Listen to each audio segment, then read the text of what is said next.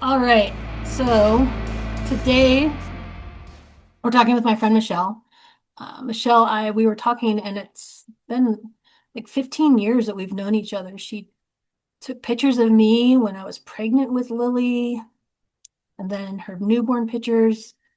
We've just known each other a really long time. And when I first started thinking about doing this podcast, she was probably one of two people that popped into my head that I really wanted to sit down and talk with because we've walked this path of being a widow and having other shit happen to us kind of, at the same time. So when you have someone that understands what you've been going through, it's really nice to be able to have a conversation with someone like that because you don't have to justify anything. You don't have to make excuses. You can just say what's on your mind.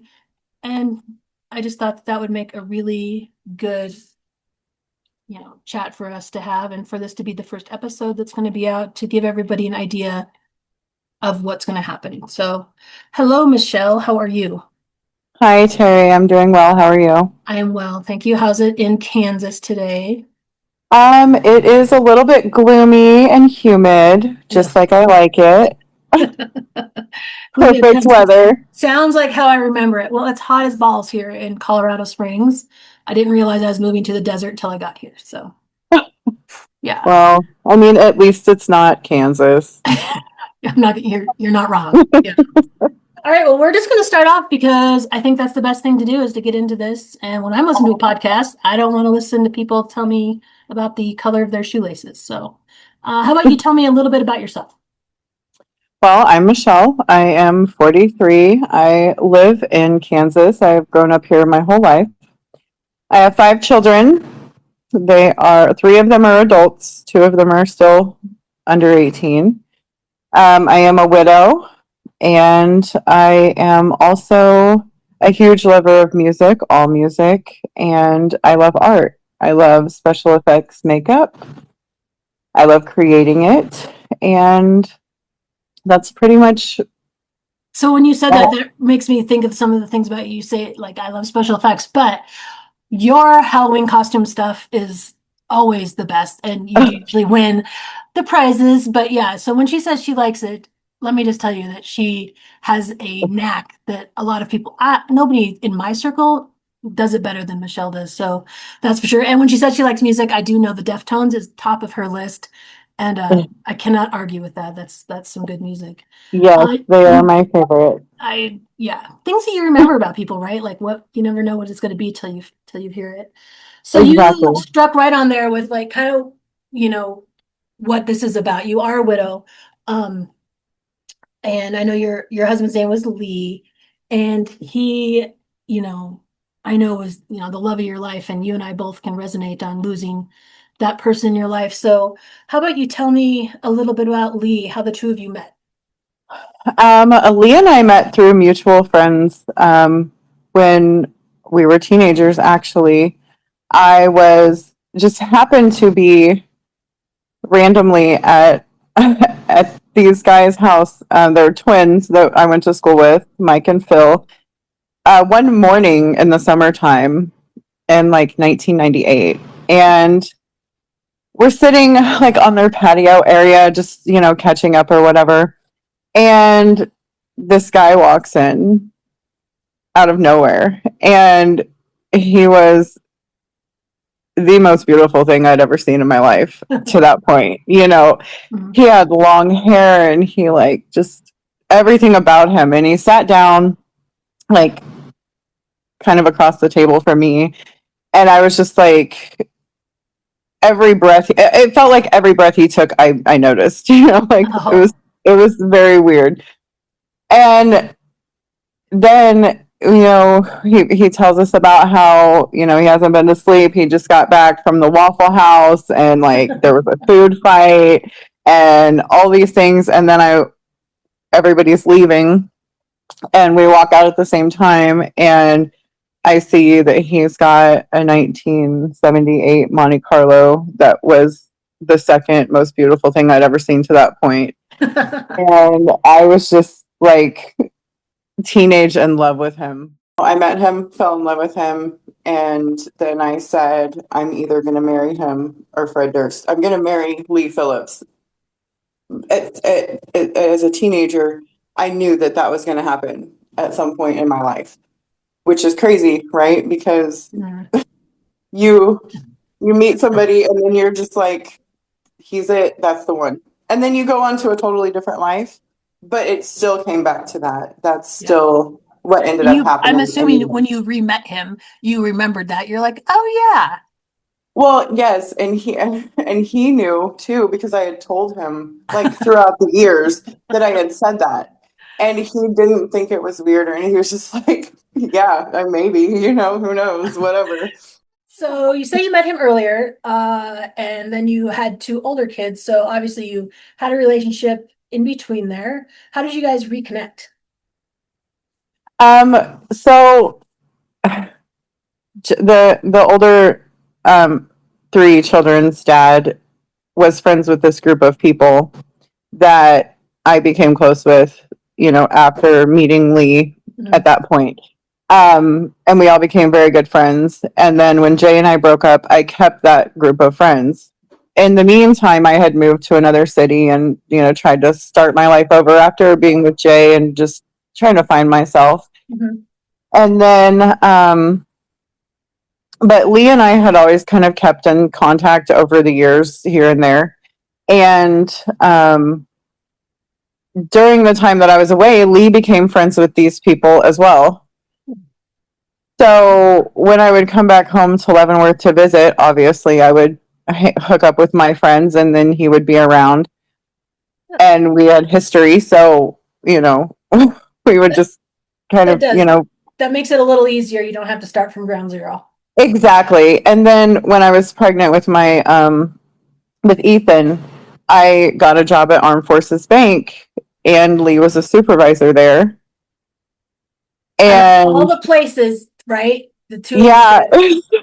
yes, and Jay and I were not together at that point, and I was not really in a great place, and I remember, so the phone calls that are recorded. I was on the phone, like a personal phone call that I probably shouldn't have been making on company time, and I was stressing out about Ethan's name, and I was just like, like I don't know what to name him, and Lee walked by my desk and threw a bag of Skittles on my desk because that's what I ate at that point, Skittles. And he said, I think Ethan Alexander's an excellent name, and then just walked away. Turned And out. Alexander is Lee's middle name. And so that's Ethan's name is Ethan Alexander. That's So that's pretty good. That almost makes you it segues into like, how did you know he was the one? It feels like he was floating there right in front of you, and you just had to be like, oh yeah, this yeah, one. like the whole time, there was always times or instances or just like it was really just whenever this is going to sound weird to say, but like whenever I was going through like one of the hardest times of my life to that point, he would just be somewhere around or like the thought of him or just like it was meant to be. Yeah, I mean, when it's your person, he was your person before you knew it. It sounds like, honestly, Yeah, I feel that way. I really do. in hindsight. So, out of order. So, the next question I'm going to say is, what kind of a dad was he? Because before you guys had Noah together, he kind of stepped in and stepped up when he needed to be, and then he became your husband. Can you kind of describe how that went along? He did not he so at the point that we started getting together, like he knew that I had kids and he did not want children like at that point in his life, but he knew that I had children and he was just all for it. Like he loved them.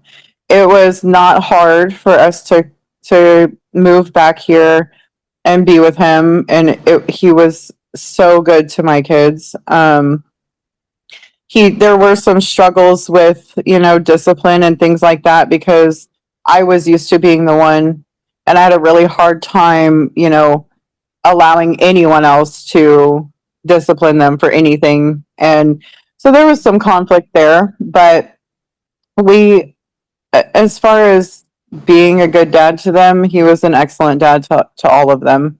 That's awesome. He, Like that's all you can hope for, right? When you finally find someone that they're gonna be the person, not that you need them to be, but that they also want to be. That's kind of key. and he was so calm and just relaxed that and I was so high strung and like anxiety ridden all the time that when anything happened, I would go to 100 and he would just like stay at 40, just like, Yeah. hey, like this is really not that big of a deal. Like, you don't have to freak out about any of this. Let me help you. Let me, give me some of this and can you relax? He Really was just never, calm to your storm. yes, he never matched my energy in the way that I was used to because it was like all on me up until then. And everything seemed like a stressful situation for Yeah, I can me back understand that. then.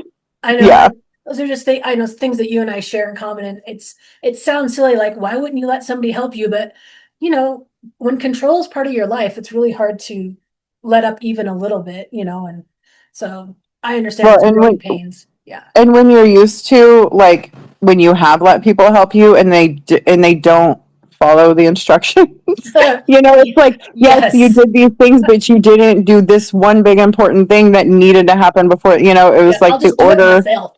Well, Yeah. it's easier for me to do it myself and know it's done and the way I want it than to have to rely on somebody else. And that was really, really hard for me. Yep. Oh, But he we're learned, very I mean, similar in a lot of yeah, things. I wouldn't date me. I'm probably a nightmare to date, honestly, but here I am. yeah, it's just like, Jesus, this lady, like, Yeah. she's a control freak, but it's just because I was used to everything being my way, Mhm. for one, and not having to have anybody else's opinion or anything come into play. So that was a struggle for us at first.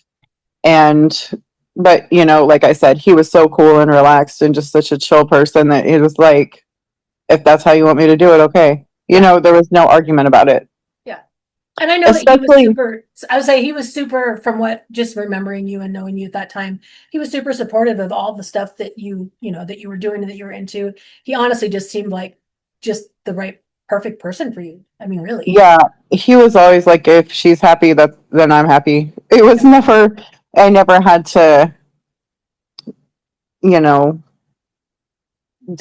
I never had to feel like I wasn't making the right decision. Right. And that makes it, that makes two people compatible. Those are the things that you don't think about. But now in hindsight, things that I would tell my daughters before you get married, like, all of the other stuff that you think is important is not. Like you need to be compatible on these other levels. So, sometimes it took me a long time to find that in a relationship. And it sounds like you found it, at least 20 years before I did. So that is nice. Yes, that, and also they have to allow you to still be your own person. You can't just meet somebody, fall in love with them, be with them, and then not still be who you are. Yep. Things you don't think And about, right? Like honestly, because if you're with the right person, you don't have to think about that, but you meet the wrong one and it's awful. yeah, and even like your friends and family are like, who is this person and why are you like this? And you're like what? I'm in love and whatever. But when you're with somebody that just allows you to that like genuinely loves you for who you are and not who you are in the beginning, like that very Yep. first relationship type feeling, Yep. they're gonna love you through everything. And he did. And I think that's what's so hard because now on the other side of it, it makes it hard when you feel like you had it all and you had what you wanted. It's hard to replace that. And then at that point, like, you're not trying to replace that. You're just trying to live through life, you know, trying to do the best you can. So I know you guys got married. It was a very beautiful wedding. Thank you. Elegant, I would say gothic beautiful, if that's a way for me to say it. It I know I was. was one of a very small list of people that got to attend your wedding. I still remember sitting there with Tom and super proud that I got to be there. So It was gorgeous wedding. Your wedding dress was beautiful. You look stunning Thank you. as well. And your kids served the food at my wedding. I know it's honestly, like I said, it's no surprise that you're my first guest to anybody that knows us. So, and I'm Mhm. happy that you're here. So that Thank does bring you. us to kind of the nitty gritty of this. As long as you're comfortable. Uh, so we know that you're a widow because Lee passed away. Do you mind sharing with us kind of the lead up to that and what happened? It was just like a normal day. So it was a Saturday, Mhm. and the kids were being very defiant that day. We had asked Alyssa to and Elijah to do the dishes. Those are my two oldest. Mhm. And Alyssa didn't want to do it, and she got mouthy and she got in trouble. And the three older ones went to my grandparents, and then we ate Taco Bell, and me, Noah, and Lee. Noah is mine and Lee's son together, and then I was like, oh, I think Lee. So Lee didn't work full time. He took care of Noah because I needed that to happen so I could work in Overland Park. So Mhm. with the kids' school schedules and all of that, he would take them to school, get them ready, drop them off, pick them up from school. I didn't have to worry about anything. They were safe, and he was on top of it. And Mhm. then he stayed home with Noah, so we didn't have to pay daycare. But because of that, he worked part time at a liquor store, so he could just like get the hell out of the house, right? Because Right. Yeah. nobody wants to Everybody needs a be, break. Yeah, everybody needs a yeah. break. So he had to work at 5 that day, and so I was like, well, I think I'm going to take Noah to the movies for the first time. We're Hmm. going to go see Jungle Book because that was, one of my favorite movies growing up, and it was just re-released. So me and Noah get ready, kiss him goodbye and everything, and we go to the movies. And we're sitting in the movie theater, and I look over at Noah, and I'm like, "Are you having fun, buddy?" And he said, "I think, Mama, I think we need to go home." Hmm. And I was like, "Oh, like." Typical 4-year old, right? Like I've had 3 other 4-year olds. I know how this goes. Generally, they don't sit through a whole movie. So I was like, okay, let's go. We left the movie theater, and then we stopped at the dollar store because I wanted to get him some play shoes. And I couldn't find his size. We were just kind of messing around or whatever. And then I was like, all right, let's go home because Lee was supposed to have already been at work by this point. So we pull up in the alley, and I see that the car's still there. And I said, I wonder why your daddy's still home. Hmm. So we get out of the car, we go in the house. As soon as I hit the door, I'm like, calling his name or whatever because I want to know like why you're late for work, right? You had all day to get Be ready or like, hey whatever. now. And he says, I'm in the living room. And we lived in like a shotgun house where like you could see the front door from the back door, and then the living room was off of the front door, but he was like over to the side.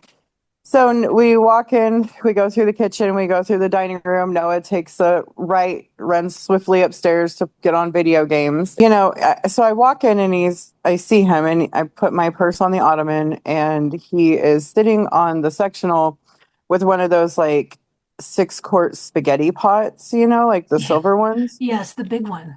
And I look at him, and he just doesn't look right. He's fully dressed and everything. I'm like, I look at him, he doesn't look right. Like he's paler than Right. normal, and he's just like really sweaty. And I was like, what's wrong with you? Right.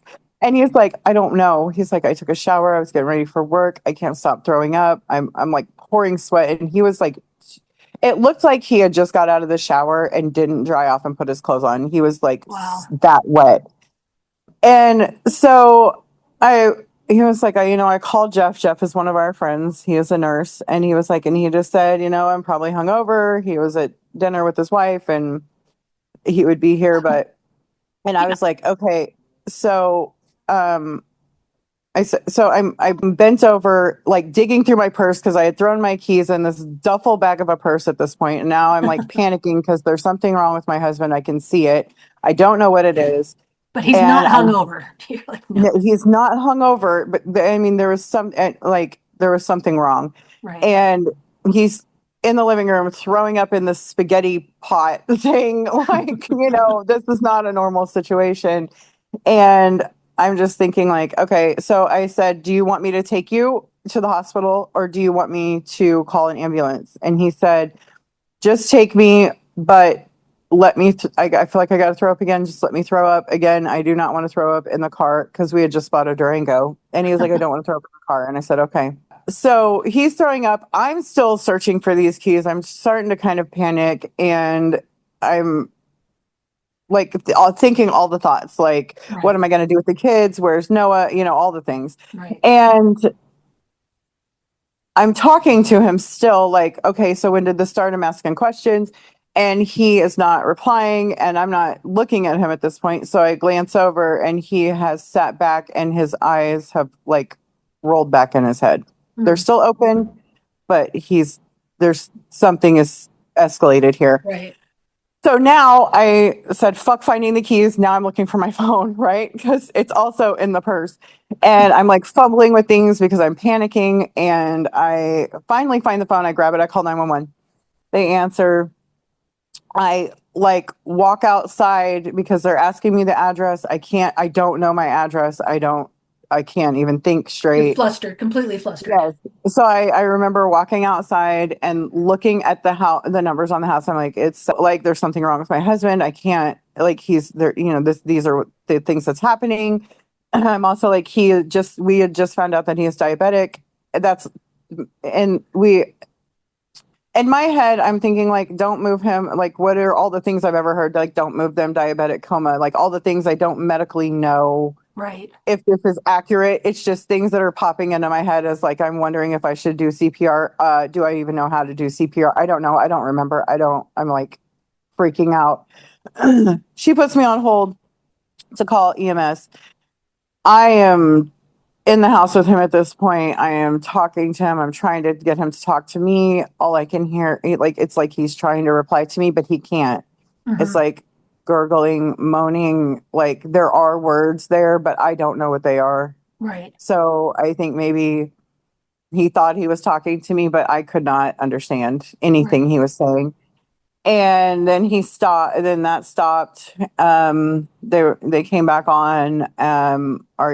Is he breathing? I'm like, yes, he's breathing. And then I'm like, yeah, no, actually, he's not breathing. Like, Oh, not breathing. And I don't know what to do. Tell me what to do. And they're like, they're going to be there in a minute. They come in, they pull him off the couch, and then they're doing all these things. So while they're like working on him in my living room, there's people everywhere. The cops right. trying to talk to me. My friend Jeff our friend Jeff comes in the back door. Jeff was the best man at our wedding. He's been a Yes. good friend of ours for a very long time. Comes in the back door. Noah's standing on the platform. At this time, I'm not even thinking about Noah even being home still. And so we have stairs that come down. There was a platform and then a couple of stairs that come down into the dining room. Jeff is like this ginormous man, grabs Noah off the platform, turns really quickly so Noah cannot see what's going on in the living room, and Right. takes him out to their car to his girlfriend, Erin, and then comes back in. And I vividly remember standing in the doorway with Jeff standing next to me, looking at Lee.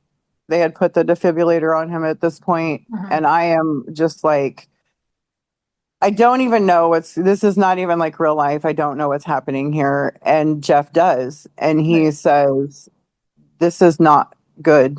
And I said, what's not good? Because I'm still thinking like, Diabetes or something, right? Like this is, this is still not a big deal, right? It's going to be okay, right? Like, tell me it yeah. And will. the last thing you And heard from Jeff saying something, he's hungover. So now you're like, yeah, he's yeah, just hungover. yeah. And he's like, no, that's not good. And then, Right. like, I look closer at what's going on. I zone in on Lee. His entire body is like moving an emotion that I've never seen a body move before. And I'm just like, okay. So they load him up and they're like, okay, we're going to take him. And I said, okay. So I don't need to do it, I don't need to Right. do anything else here. And they're like, no. Jeff goes outside. I go outside, get in my car. I'm like, I'll follow you to the hospital. I take a few minutes to like collect my thoughts because like he's in good hands now, right? He's with people who know what the hell they're doing. Right. and I will be able to breathe for 2 seconds before I go to the hospital. So I go around the block and I drive past the house, and they are not in the house anymore, but they have not moved. There's no urgency. There's no lights. There's no nothing going on. He's just in the ambulance with the paramedics, and the fireman is talking to the police officer in the front yard. And I'm like, okay, still, it's going to be okay, right? So I'm trying to call my mom on the way to the hospital. I can't get a hold of my mom. I can't get a hold of my dad. I can't like get a hold of anybody. And I get to the hospital before Lee, and I'm sitting in the waiting room. Right. And then my dad calls me back and he's like, "Hey, kiddo, what's going on?" And I'm like, "Nothing. I just like," and the way my dad describes it, he was like, "I thought you were just, like," he was like, "You were completely calm, like nothing was going on." And you're like, "I'm just trying to get a hold of my mom because, something's wrong with Lee and we're at Cushing and I think he might need surgery. And I just want to make sure that somebody's, there to get the kids because grandma and grandpa have them, just all the thing." I'm like prepping for them to come tell me your husband needs surgery because this happened and Right. everything's going to be okay and no big deal. So my dad's like, "Holy shit, let me call your mom." So the doctor comes out. I'm like, "Hey, Dad, the doctor's here. I got to go." Mhm. I've watched them wheel in during this conversation, and I'm just like oddly calm. Right. And so I follow the doctor back, and he takes me into like one of the bays where you would go, like if you broke your arm and you were waiting. Like it was very weird, for me. And because like, why aren't you taking me to wherever he is? Which Right. also led me to believe that this is not urgent. Maybe some freak thing happened and he's just gonna Yeah, need. he's an X-ray or something. Like yeah. Yes, yeah, he's waiting back here. He's alive. He's breathing. Everything's fine. And I just, they sent me, they was like, "You're going to take a seat." And then he just looks at me and he said, "We've done everything that we can do and there's nothing else we can do." And You're sitting in still, the room that you think you're yeah, gonna, just yeah, yeah, you're just chilling out for a second. right. And I said, I said, "I'm sorry. I don't understand what you're saying." Right. And he said, "He's gone." And I said, "That's not possible," because he was just here. Like I was talking to him. "Where is he? Take me to him." And he was like, "Do you want to go in the room that he's in?" I said, "Yes, I don't understand why I'm not already there. Like, take me to my husband. I Right. So take nothing's me." making sense right now. You're Yes, hearing the words, but they're not registering. yes, like take me wherever he is where I need to be, and I need you to take me there. Like right, like 5 minutes ago. Right. So they take me into the room. Lee is there, and there's people doing CPR. He's getting shot. All these things are going on. And I just sit in this chair on the side that they have pulled up for me. And I think thinking back on it now, they were probably only doing that continuously still because I wanted to see it or needed to see it, not Yeah. because it would have helped. And then they stopped and they were like, "There's nothing, At Right. this point, Jeff and Aaron have come. Aaron's sitting beside me. Jeff is making phone calls because nobody knows what's going on. And I'm just like, it's just me and Aaron and Lee dead in this room. And I just am like, still not computing what has happened. Right. I still think you're going to wake up and be fine. This is not funny. Like, haha, whatever. Get up and let's go home. And then, still, I walk out of the room and the nurse hands me, she's probably like, I don't know, 20 or so. She walks up to me, asks if I'm Miss Phillips. I say yes. And she just hands me this bag of his things, just like hands it to me. And I'm just like, What uh, the? yeah, like, okay, so this is all I'm leaving with. And she's like, yeah, these are his belongings that he came in with and blah, blah, blah, blah, blah. And I'm just like, what the fuck just happened in this 15 minutes? Because I'm very confused. I think Lee was probably gone at the house, which obviously is why there was no urgency to get him to the hospital. I think that he probably Right. didn't make it, past a certain Yeah. point. When you think back on it, I mean, I just like to think that all of those things were happening because he was still alive, but I'm pretty sure that he wasn't. If he was an organ donor, and if they Uh, were going to keep him alive for things like that, things that you don't even think about at the time because you guys were young, right? I mean, yeah, I was 33 and he was 37. yeah. I mean, just things Yeah, you just don't think about. he had just turned 37. So we had not ever talked about any of this ever. Right. Like, if I die type of things, we never, because we just assumed that, I don't know, it was No, never going to happen. no, you're So we young. just, yeah, like 33, oh, we have like years to talk about things like this. And Right. unfortunately, we didn't. Right. And that's But when you think about that day, like in listening to your story, it's heartbreaking to begin with because I'm sure you think about things now like Noah felt a rift in the world, right? right. Like, Yeah. I mean, I don't want to glance over that. Like, you're in a movie not thinking you're going to be home for a couple hours. Had Noah not said that, you'd have walked into a completely different scenario and it would have changed the trajectory of everything, right? Like you would have been like, oh, I should have been, you know what I mean? Like Yes. so much, Yes. I mean, and It, he, crazy. it's, I don't know if he knew, but he felt that something, Yeah, and also looking back at it, there, there's a reason that he said what he said when he said it. There was a reason that I couldn't find the right size shoes. There yeah, was a reason, all of the things that had happened that day were, because had that not happened that way, he would have been dead when I got home. right. And And that would I have been would a have whole been, different, yeah, that and Noah would have seen it, and Noah would have, and all of the things just yep. would be completely different. Okay. And we're going to leave Michelle's story right there for today. Thank you for listening to this episode of 13 Days of Silence, the podcast. I'm your host, Terry Vesey. And today, Michelle shared how she met Lee, the life they built together, the day everything changed. But her story didn't end there. In the next episode, Michelle returns to share what came next. The phone call about organ donation just hours after Lee's death, receiving the autopsy report weeks later, and what it means to keep living in a world that has changed forever. We will talk about grief, healing, and learning to live in the echoes of the people we love. Thank you for spending this time with us. If Michelle's story resonated with you, please consider following the podcast and sharing it with someone who may need to hear it.